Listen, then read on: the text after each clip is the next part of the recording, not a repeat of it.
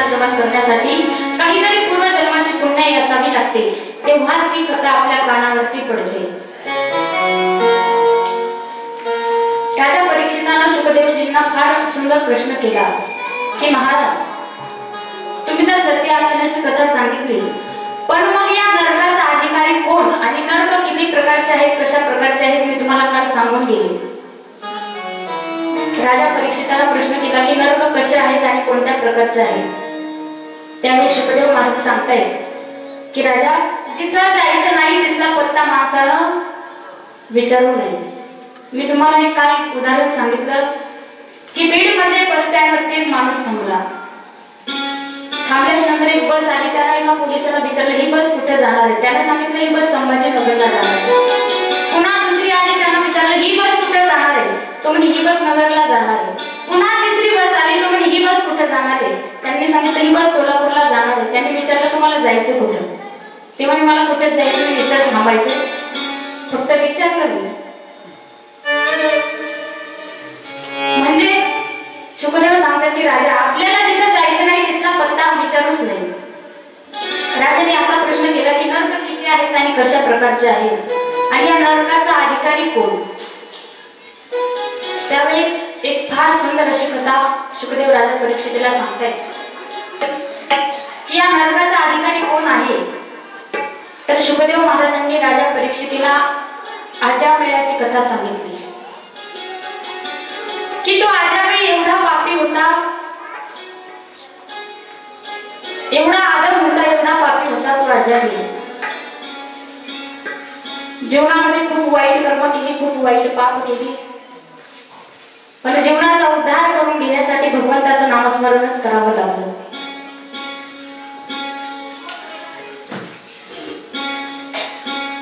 आता एक गोष्ट सांगेन मी तुम्हाला. आजामेळ देखील इतका पापिष्ट होता. अज म्हणजे अज म्हणतात कशाला, अज म्हणजे माया. आपण सगळे आजामेळीच आहोत, कारण आपण सगळेजण या मायेमध्ये गुरफटलेले आहोत. या संसारामध्ये आपण पडलेले आहोत. अज म्हणजे माया, कारण त्या मायानं आपल्याला या संसारामध्ये गुरफटलेलं आहे. आपल्याला जर ही माया सोडायची असेल, जर ही वासना आपल्याला सोडायची असेल, तर फक्त भगवंताचं नामस्मरण गरजेचं आहे. आपण सगळे आजामेळीच आहोत. संसारामध्ये गुरफटलेला प्रत्येक जीव हा आजामेळी आहे. या मायेनं आपल्याला धरलेला आहे. जर वाटत असेल की मायेनं मला सोडावं, या वासनेनं मला सोडावं, तर त्याच्यासाठी भगवंताचं नामस्मरण करणं गरजेचं आहे. काण्यकुब्ज देशात आजामेळ नावाचा एक ब्राह्मण राहत होता. तो अनेक प्रकारची पापे करून गुजराण करीत असे, भटकंती करीत असे. जीवनामध्ये फक्त पाप कर्मच करायची. शिकार भेटली तर शिकार करायची. हा त्याचा नित्यक्रम चालू असायचा. शुकदेवांनी एवढी सुंदर कथा सांगितली राजा परीक्षितीला की राजा, आपली जर या डोळ्याने जर पाप केलं तर ते पाप आपल्या मनापर्यंत जातं. मग या डोळ्याने पाप करायचं की पाप नाही करायचं हे आपण आपलं ठरवलं पाहिजे. कारण डोळ्याला काहीही वाईट पाहावंसं वाटतं, काही वाईट कर्म करावेसे वाटतात. मग या डोळ्याने जर पाप केलं तर ते पाप आपल्या अंतःकरणापर्यंत जातं. जे डोळे सांगतील ते मन आपलं करतं. डोळ्यांनी सांगितलं की बाबा हे असं कर, की लगेच मन आपलं तिकडे जातं. कारण मन तेवढं चंचल आहे, मन तेवढं चपळ आहे. डोळे सांगतील तेच मन करतं. मग आपण डोळ्याला कितीही वाईट पाप करतो, कितीही वाईट कर्म करतो, जे डोळे सांगतील ना ते आपलं मन त्याच्याकडे आपल्याला घेऊन जातं.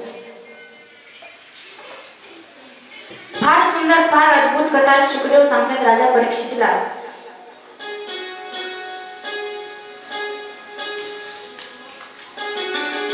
शुकदेव सांगतात की राजा, त्या ब्राह्मणानं काय केलं, जीवन जगत असताना खूप वाईट कर्म केली, खूप वाईट पाप केली. त्यानं त्याच्या डोळ्यानं वाईट कर्म केली आणि वाईट पाप केली. जीवनामध्ये कोणतंच चांगलं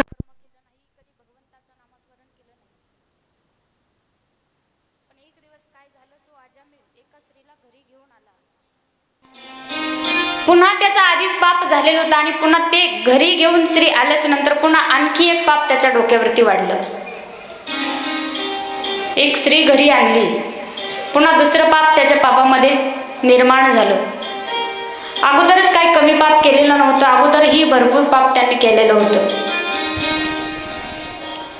घरी आणल्याच्या नंतर त्या स्त्रीला घरी आणलं आणि त्याच्या मनामध्ये त्याच्या डोक्यामध्ये वाईट कर्म येऊ लागली. चोऱ्या करायचा, लुटाऱ्या करायचा, मारहाण करायचा, फार फार वाईट वाईट कर्म तो करू लागला.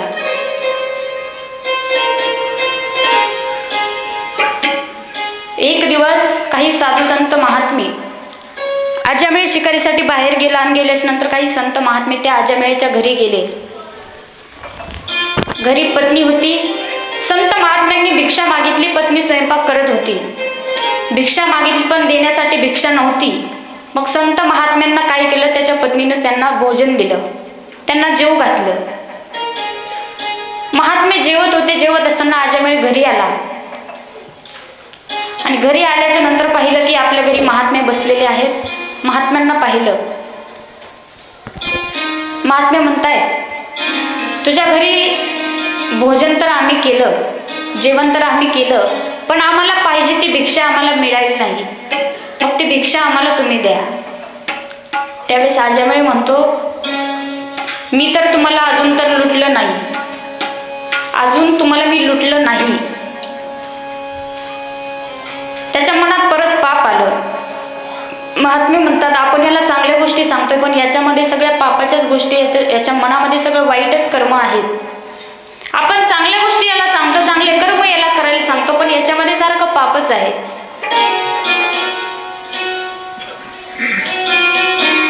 चोरी करणं, मारहाण करणं, शिकार करणं, याच गोष्टी डोक्यामध्ये होत्या, बाकी काही नव्हतं.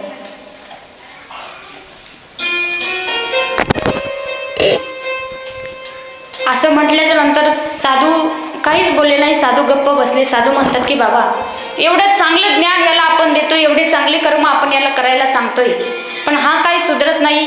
याला पाहिजे त्या गोष्टी आपण देतोय, पण हा अजामेळ त्या गोष्टीच्या मागे जात नाही. याच्या मनामध्ये सारखं पापच आहे.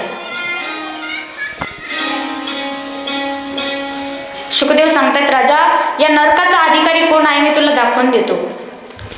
कारण जीवन जगत असताना आपण कितीही वाईट कर्म केली, कितीही वाईट पाप केलं तर आपल्याला नरकामध्ये जावं लागतं.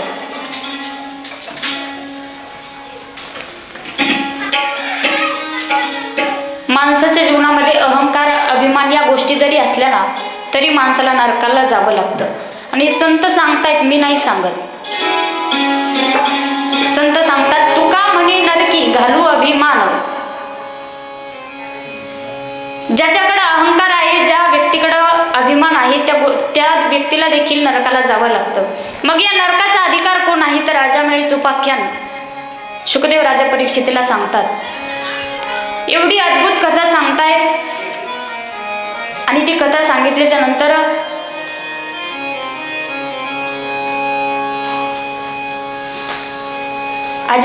अजामेळीची कथा सांगितली शुकदेव महाराजांनी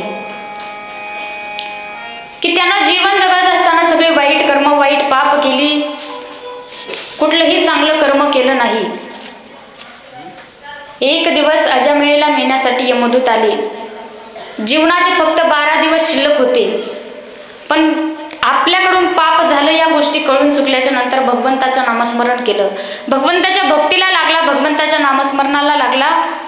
तर एक दिवस यमदूत नेण्यासाठी आले. जीवनाचे 12 दिवस शिल्लक राहिले होते.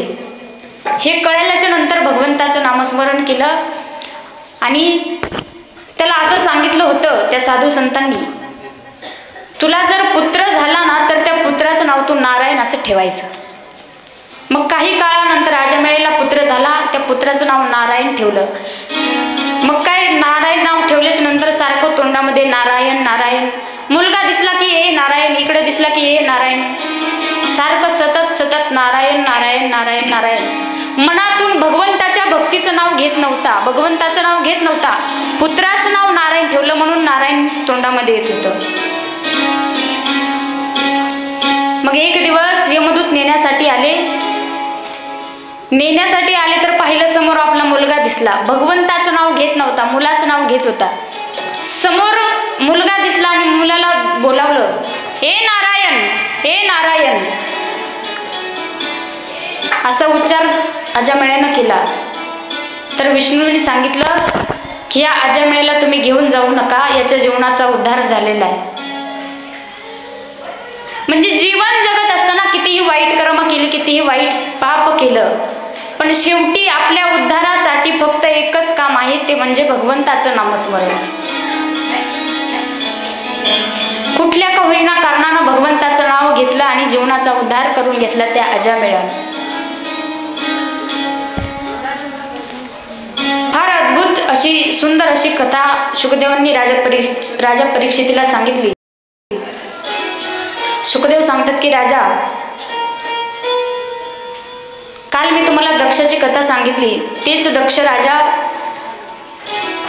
त्या दक्ष प्रजापतीला 10,000 मुलं झाली, 10,000 पुत्र झाले. आणि दक्षानं त्यांना काय केलं, प्रजा उत्पन्न करण्याची, एक प्रजा निर्माण करण्याचे सांगितलं.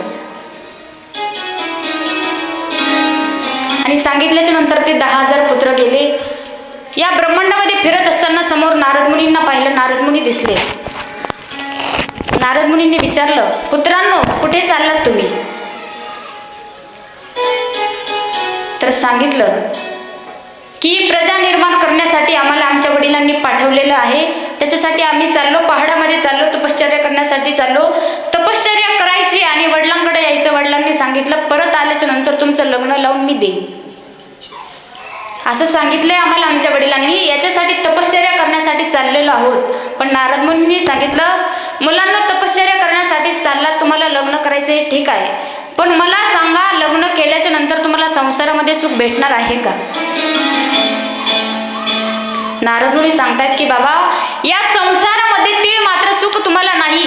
जर तुम्हाला तुमच्या जीवनाचा उद्धार जर करून घ्यायचा असेल तर एकच गोष्ट करा, जा आणि संन्यास घ्या, बाकी काही करू नका. ते 10,000 मुलं तशीच गेली आणि तिकडे संन्यास घेतला त्यांनी. दक्ष प्रजापतीला कळालं की आपल्या मुलांना नारद मुनींनी अडवलं आणि अर्ध्यातून पाठवून दिलं. परत 10,000 मुलं दक्ष प्रजापतीने निर्माण केलं. त्यांनाही असं सांगितलं की ही प्रजा निर्माण करा, तुम्ही तपश्चर्या करण्यासाठी जा, तुम्ही परत आल्याच नंतर तुमचं मी लग्न लावून देतो. ते 10,000 मुलं देखील निघाले, ब्रह्मांडामध्ये आले. पुन्हा हे नारद मुनी समोरून आले. त्यांना पाहिलं, त्यांनाही तोच प्रश्न केला. महात्मा म्हणताय की मुलांनो, आता तुम्ही कुठे चाललात? तर त्या मुलांनी देखील उत्तर दिलं की वडिलांनी सांगितलं पहाडामध्ये जा, तपश्चर्या करा, या प्रजा निर्माण करायची आहे आपल्याला. पहाडामध्ये जाऊन तपश्चर्या करा आणि परत आल्याच्या नंतर तुमचं लग्न करून मी देतो. असं म्हटल्याच्या नंतर नारद मुनींनी त्यांना देखील सांगितलं की बाळांनो, अगोदरचे 10,000 होते त्यांनाही पाठवून दिलं, त्यांना त्यांच्या जीवनाचा उद्धार करायला सांगितला. आता तुम्ही 10,000 आहेत, माझं जर ऐकलं, जर तुम्हाला वाटत असेल जीवनाचा उद्धार व्हावा तर तुम्ही देखील जा. लग्न करून काही उपयोग नाही, लग्न केल्याच्या नंतर संसारामध्ये सुख नाही. मी तुम्हाला सांगितलं काल का परवाच कथेमध्ये सांगितलं की संसारामध्ये ते मात्र सुख आपल्याला भेटत नाही. भेटतं का सुख महिला मंडळ? संसारात सुख आहे का? हा, नवीन दिसते का मी? दुसऱ्या गावात नाही आले, आपल्या गावातलीच आहे. ओळखलं का मला? तुम्हाला मी काल सांगितलं संसारामध्ये सुख नाही. आणि इथं जो कोणी सुखी असेल संसारामध्ये त्यांनी फक्त हात वर करून दाखवा, माझ्या कथेचं सगळं पाकिट त्याला देते मी. नारद मुनी सांगतायत की बाबा, या संसारामध्ये आपल्याला ते मात्र सुख भेटत नाही, मग संसार करून उपयोग नाही. तुम्ही जा, तपश्चर्या करा, भगवंताला प्राप्त करून घ्या आणि जीवनाचा उद्धार करून घ्या. ते 10,000 मुलं देखील गेली. भगवंताचं नामस्मरण करण्यासाठी ते देखील तिकडेच गेली. दक्ष प्रजापतीला राग आला. दक्ष प्रजापतीने मग शुकदेव महाराजांनी एवढी अशा अनेक प्रकारच्या कथा राजा परीक्षितीला सांगतात शुकदेव महाराज की जीवनामध्ये जर वाईट कर्म केली, जर वाईट पाप केली तर नरकाला जावं लागतं, नरकाचा अधिकारी आपल्याला व्हावं लागतं. आणि जर वाटत असेल जीवनाचा उद्धार व्हावा तर याच्यासाठी एकच गोष्ट आहे, केवळ आणि केवळ फक्त भगवंताचं नामस्मरण. जीवनाच्या उद्धारासाठी एकच गोष्ट आहे, भगवंताची भक्ती, भगवंताचं नामस्मरण. याच्याशिवाय आपल्या जीवनाला काहीही अर्थ नाही.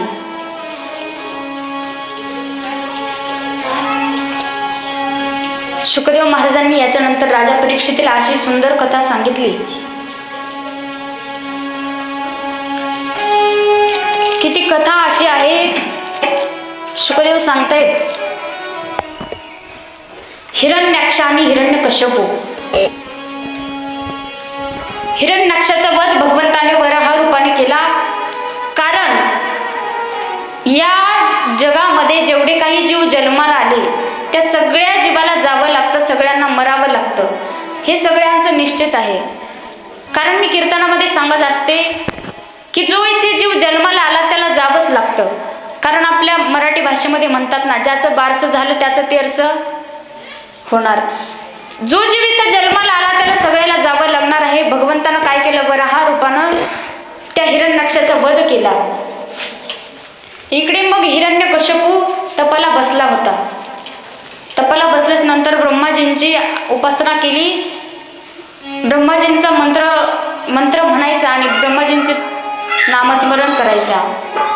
ओम ब्रह्मणे नमः, ओम ब्रह्मणे नमः, ओम ब्रह्मणे नमः, ओम ब्रह्मणे नमः.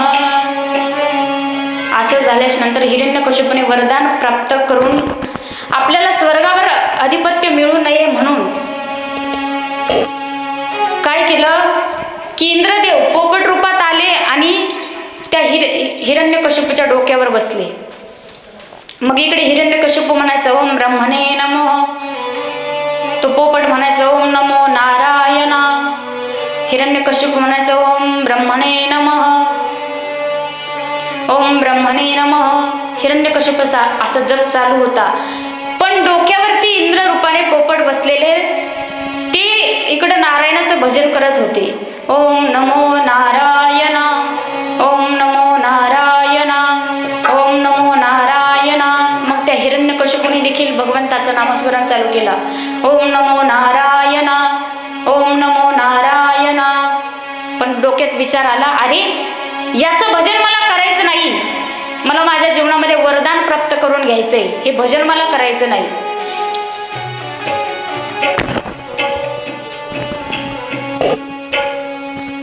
मग हिरण्यकश्यपू देखील ओम नमो नारायणा म्हणायला लागला. हिरण्यकश्यपू घरी आला आणि कयाधूने विचारलं की काय झालं तुम्हाला, तुम्ही तर भगवंताचं नामस्मरण, भगवंताची भक्ती करण्यासाठी गेला होतात. तर सांगितलं की भजनामध्ये जरा गडबड झाली.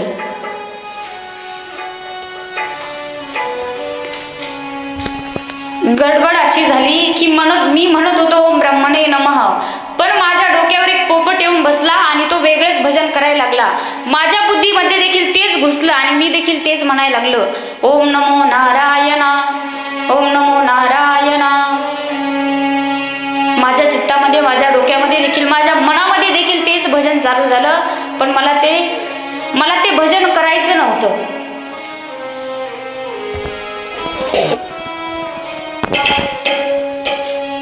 देवाला तर प्राप्त करून घ्यायचं होतं, भगवंताचं नामस्मरण तर चालू होतं.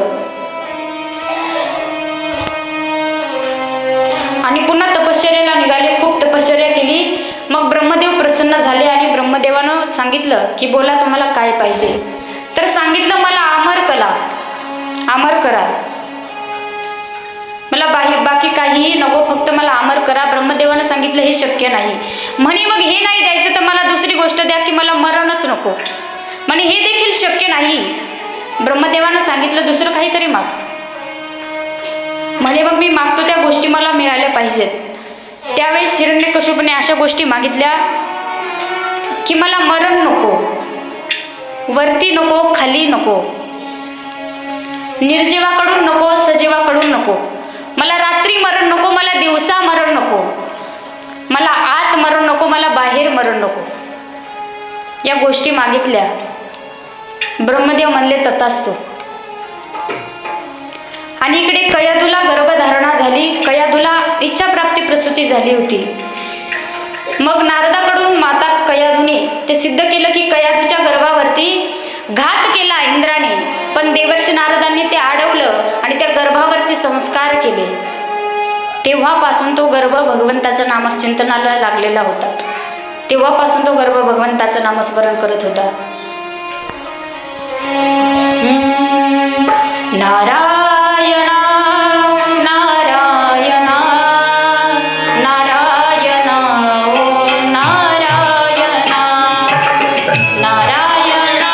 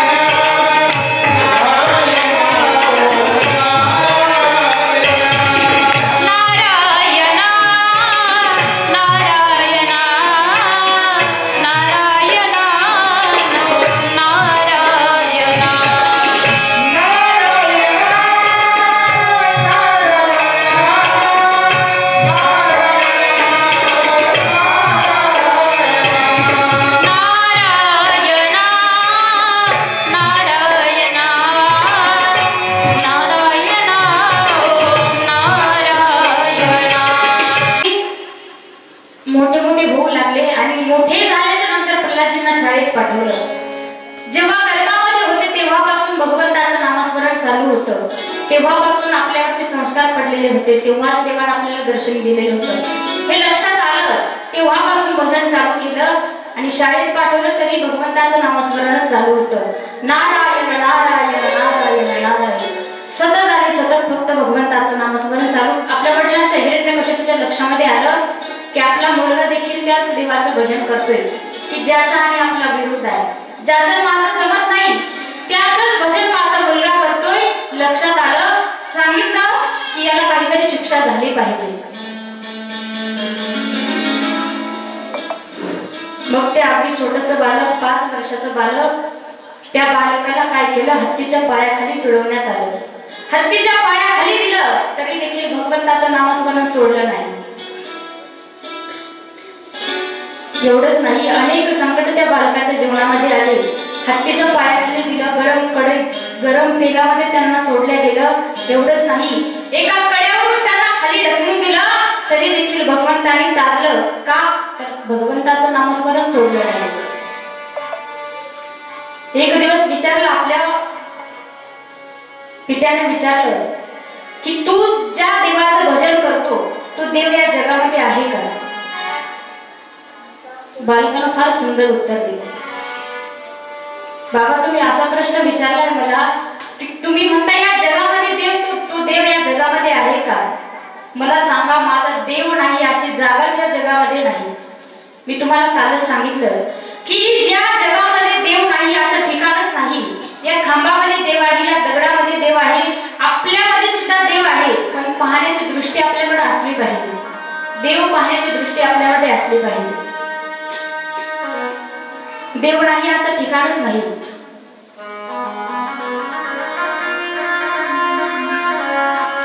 सांगितलं की जिथं नाही तिथं माझा देव आहे, तुम्ही पहा.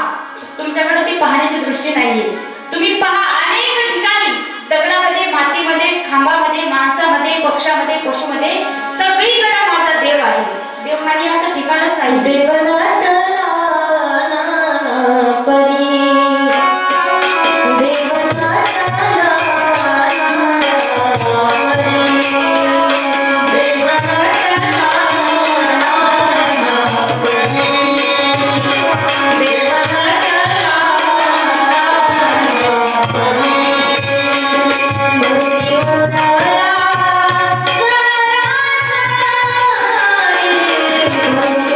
Thank you.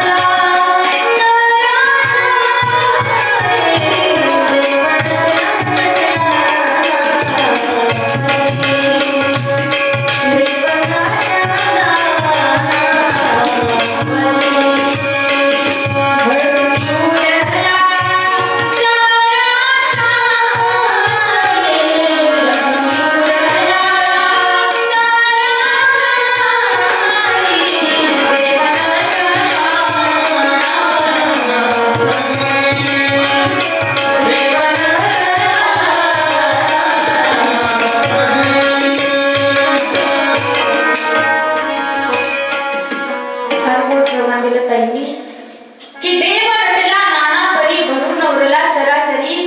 छोटस बालक सांगताय की बाबा या जगामध्ये देव नाही असं ठिकाणच नाहीये. जळी स्थळी काष्टी पाषाणी सगळीकडे जिकडे तिकडे जर पाहिलं, आपल्या दृष्टीने जर आपण पाहिलं, ती दृष्टी जाऊन जर आपण पाहिलं तर नक्कीच आपल्याला देव या जगामध्ये दिसतो. या जगात बरीच अशी लोक आहेत की ते देवाला मानतच नाही. लोक म्हणतात की देव दिसल्याच्या नंतर आम्ही त्या देवाचा स्वीकार करू. पण जर अंतःकरणानं आपल्या मनानं जर पाहिलं ना तर देव अनेक ठिकाणी आपल्याला दिसतो. आपल्या जवळच्या माणसात बसलेला देव आपल्याला दिसतो. दगडामध्ये देव दिसतो. जिथं नाही तिथं माझा देव आहे. मग हिरण्यकश्यपूने विचारलं की या खांबामध्ये तुझा देव आहे का? म्हणे अवश्य. का नसणार आहे खांबामध्ये? दगडामध्ये देव आहे तर खांब काय आहे? खांबामध्ये देखील माझा भगवान परमात्मा आहे. सांगितलं की या खांबामध्ये देखील माझा देव लपलेला आहे. म्हणे खरंच आहे का? म्हणे हो खरंच आहे. मग हिरण्यकश्यपूने काय केलं? आपली गदा उचलली. गदा उचलली आणि पळत गेले आणि दंडीशी त्या खांबावरती गदा मारली. गुर गुर गुर गुर गुर करत त्याच्यातून नरसिंह भगवान प्रकट झाले. आणि प्रकट झाल्यानंतर पाहिलं की या खांबातून देव निघाला. बोलिये नरसिंह भगवान की.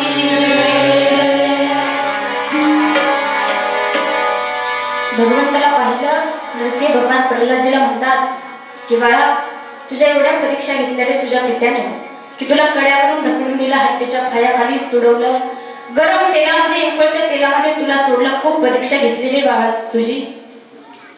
पण सांगितलं. प्रल्हादजी म्हणतात बाबा मला काहीच नको, मला फक्त एक द्या, माझ्या पित्याचा उद्धार मला करून घ्यायचा. भगवंताला पाहिलं. फार आनंद झाला की सांगितलं होतं या खांबात देव आहे. खांबातून देव नरसिंह भगवान प्रगट झाले आणि हिरण्यकश्यपूला पाहिलं. एका राक्षसाच्या घरी देव प्रगट झाले. हिरण्यकश्यपूला पाहिलं. त्या हिरण्यकश्यपूने देवाकडे वरदान मागितलं होतं. मला वरती मरण नको, खाली नको, मला आत मरण नको, मला बाहेर मरण नको, मला सजीवाच्या हाताने मरण नको, मला निर्जीवाच्या हाताने मरण नको, मला संध्याकाळी मरण नको, मला दिवसाही मरण नको. त्यावेळेस नरसिंह भगवंताला एकच त्यांना पकडलं, आपल्या मांडीवरती घेतलं. अशा वेळेला धरलं की जेव्हा दिवसही नव्हता आणि रात्रीही नव्हती. विचारलं तू म्हटला होता ना मला दिवसा मरण नको, रात्री मरण नको. तुला अशा वेळेला पकडले की आता दिवसही नाही आणि रात्रही नाही. तू बोलला की मला वरती मरण नको, मला खालीही मरण नको. तुला अशा ठिकाणी पकडलंय की तू वरतीही नाही आणि खाली नाही. मी तुला उंबरट्यावरती घेऊन बसतो. हिरण्यकश्यपू बोलला की मला आतही मरण नको, मला बाहेरही मरण नको.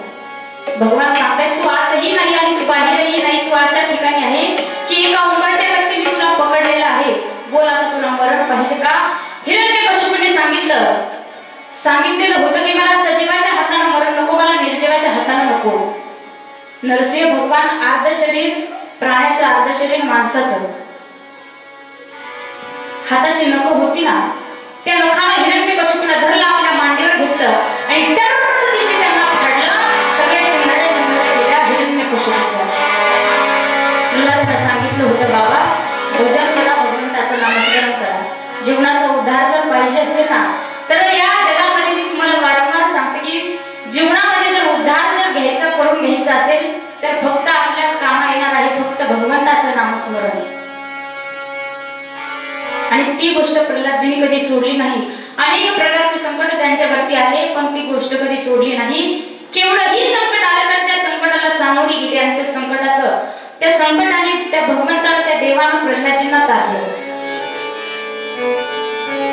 मग मला सांगा एका राक्षसाच्या घरी भगवान परमात्मा प्रगट झाले, तुमच्या माझ्या घरी का प्रगट होणार नाही? आम्ही तुम्ही तर सामान्य लोक आहोत. एका राक्षसाच्या घरी देव प्रगट झाला. देव येतो, देव भक्तासाठीच येतो. मी तुम्हाला सांगितलं की लोक म्हणतात की सज्जनाचं रक्षण करण्यासाठी आणि दुर्जनाचा प्रहार करण्यासाठीच देव येतो. यदा यदा ही धर्मस्य ग्लानिर्भवति भारत, याच्यासाठीच देव येतो. पण मी तुम्हाला सांगून गेले की देवानं सांगितलं रावणाला मारणं फार सोपं होतं, पण शबरी मातेला सांगून गेले होते की तुला देव भेटायला येतील, मग तिचा उद्धार कुणी करायचा? देव भक्तासाठीच येतो. भक्त राखे पायापाशी दुर्जनासी सोभावी. भक्ताचा त्याच्यानंतर फार सुंदर कथा सुखदेव सांगतायत राजा परीक्षितीला. गजेंद्र मोक्षाची कथा सांगतायत की देव भक्तासाठी कसा येतो, का येतो.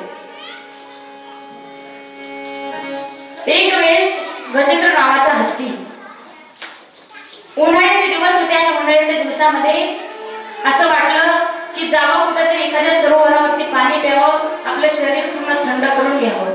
म्हणून पूर्ण परिवाराला सोबत घेतला आणि एका सरोवरावरती गेले. आणि त्या सरोवरामध्ये गेल्याच नंतर त्या सरोवरामध्ये त्यांनी सगळ्यांनी अगदी सुंदर असा आनंद घेतला, आनंद साजरा केला, सुंदर पाणी पिले, आंघोळी केल्या. पण असं झालं त्या सरोवरामध्ये एक मगर होती. त्या मगरानं काय केलं, त्या गजेंद्राचा पाय धरला. लक्षात आलं की या मगरानं माझा पाय धरला, ही मगर तर सोडू शकत नाही. अनेक प्रयत्न करते तो गजेंद्र, मगरीच्या तोंडातून पाय सोडण्याचा अनेक प्रयत्न करते, पण पाय काय सुटत नाही. शेवटी सगळं अंग रक्त बंबाळ झालं, पण कोणीही साथीला येणार. परिवार तर सगळेही सोडून गेले, परिवारातलं कुणीही सोडण्यासाठी तिथे राहिलं नाही. त्यावेळेस गजेंद्रच्या लक्षात आलं की या जगामध्ये कुणीही कोणाचं नाही. मग ते म्हणत होते, नाही रे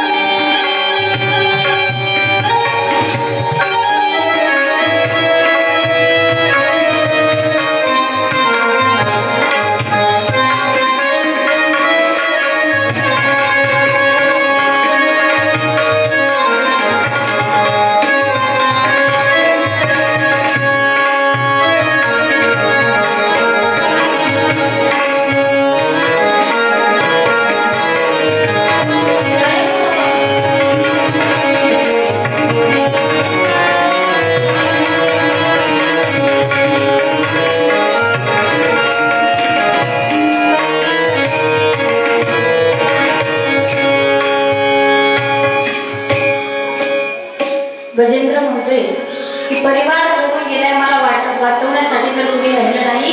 मग त्या गजेंद्रानं भगवंताचा धावा केला, भगवंताला हाक मारली. भगवान ब्रह्मा गरुडावरती धावत आले. देवाला पाहिलं, त्या सरोवरामध्ये कमळाची फुलं होती. आपल्या सोंडेनं सगळी जी फुलं होती सगळी फुलं उमलवली आणि देवाकडे एक फुल फेकलं. देव धावत आले आणि त्या गजेंद्राची सुटका केली. त्या मगराला सोडून दिलं आणि त्या गजेंद्राची सुटका केली. मला सांगण्याचं तात्पर्य एवढंच आहे की ते देव भक्तासाठी येतो. भक्ताचं दुःख देवाला सहन होत नाही, भक्तासाठीच देव येतो. मी तुम्हाला सांगून गेले की द्रौपदीसाठी देखील देव धावत आले. द्रौपदीवरती देखील मोठमोठे संकट आले, द्रौपदीसाठी देखील भगवंत धावत आले. फार अद्भुत सुंदर आणि एवढ्या सुंदर सुंदर कथा सुखदेव राजा परीक्षितीला सांगतायत.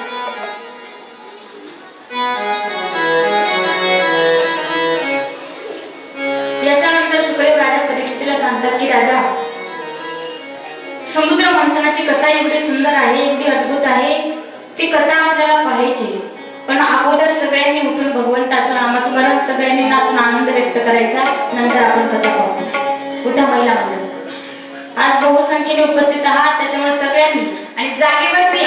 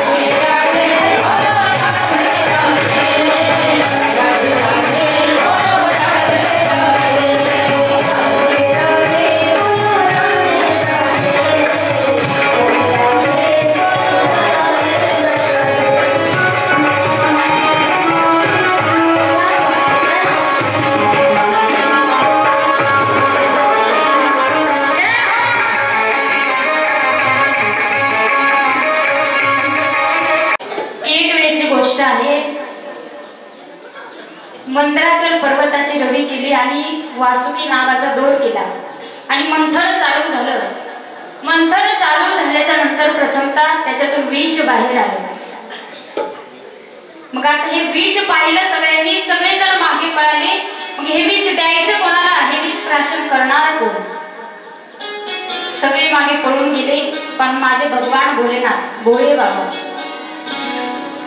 माझ्या भगवान भोलेनाथांनी ते विष प्राशन केलं आणि ते विष कंठापर्यंत बसलं, कंठामध्ये आलं.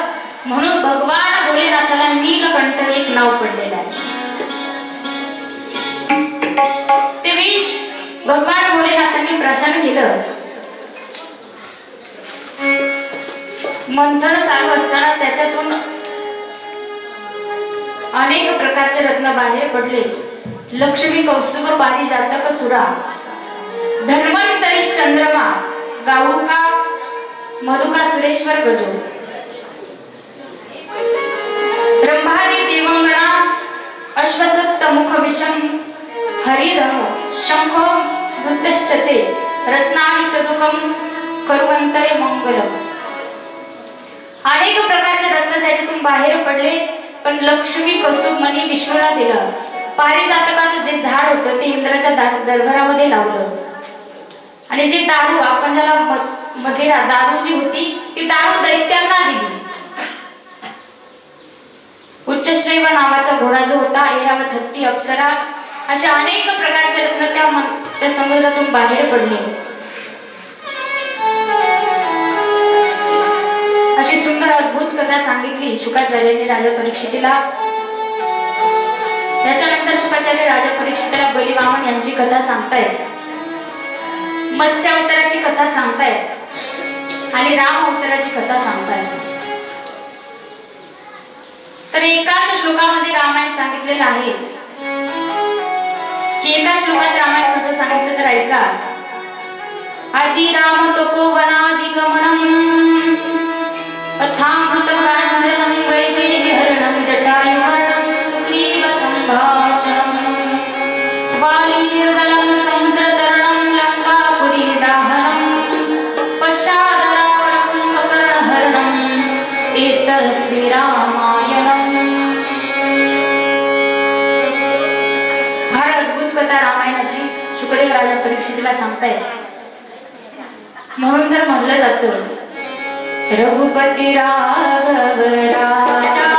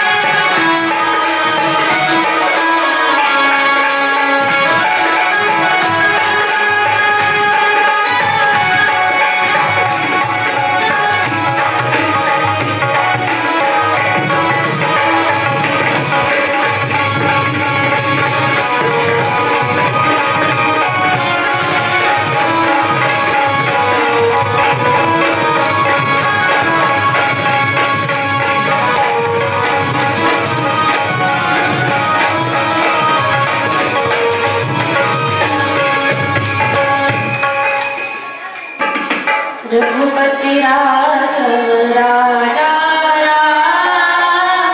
पतित पावन सीताराम.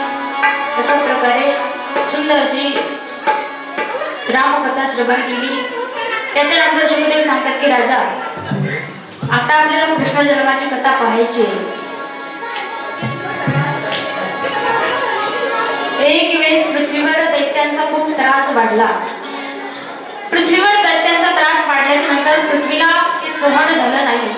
पृथ्वीला सगळं काही सहन होतं पण दैत्यांचा त्रास आणि पाप हे पृथ्वीला सहन होत नाही.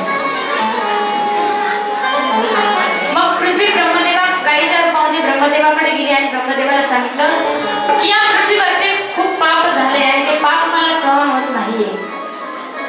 मग ब्रह्मदेव आणि सगळेजण नारायणाकडे गेले. नारायणाला सांगितलं की देवाचं प्रागट्यीकरण होणं हे खूप गरजेचं आहे, कारण या पृथ्वीवरती सध्या पाप वाढत चाललेलं आहे आणि हे पाप मला काही आता सहन होत नाही.